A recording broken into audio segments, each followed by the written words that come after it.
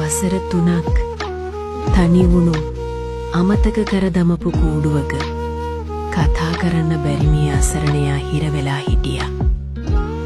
කවුරුත් නැති පාළු රංචුවක තමන්ගේම අයිතිකරුගෙන් ලැබුණු දඬුවමකට ඔහු වන්දි ගෙව්වේ මෙන්න මෙහෙමයි.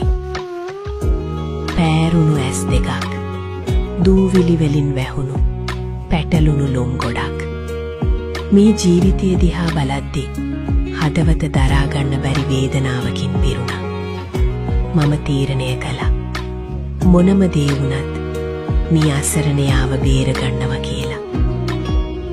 පළමු වතාවට ඔහු කූඩුවෙන් එළියට ආවේ බයෙන් ගැහෙමින්. ඒ ලොම් තට්ටු කොයිතරම් බරද කියනවනම් ඔහුට ඇවිදි ගන්නවත් පණක් තිබුණේ නැහැ.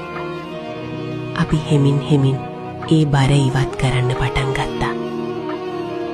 බොහෝ කාලෙකින් වතුර උගුරක් බීලා නැති පාටයි. ඒ ඇඟ පුරාම තුවාල.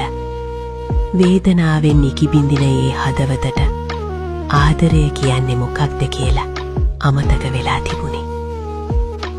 වෛද්‍යවරු මේ ජීවිතය වෙනුවෙන් සටන් කළා.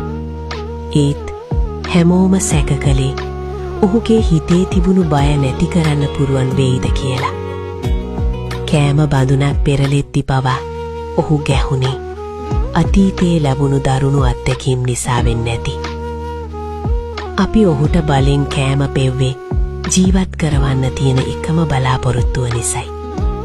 ඒත් දවසින් දවස ඒ බය පහව ගියා. ඔහු අපිව පිළිගත්තා. ආදරය කියන්නේ ලෝකේ තියෙන ලොකුම බෙහෙත කියලා ඔහු අපිට ඔප්පු කළා. අද ඔහු වෙනස්ම කෙනෙක්. ඒ කළු පැහැති දිලිසෙන ලොම්, ඒ සතුටු පිරියැස්, ඔහු අද අපේ පවුලේම කොටසක්. අමතක කරන්න එපා. හැම සතෙකුටම තියෙන්නේ ආදරය විතරක් බලාපොරොත්තු වෙන හදවතක්. මේ වගේ දුකක් ආයෙත් කිසිම සතෙකුට නොවේවා.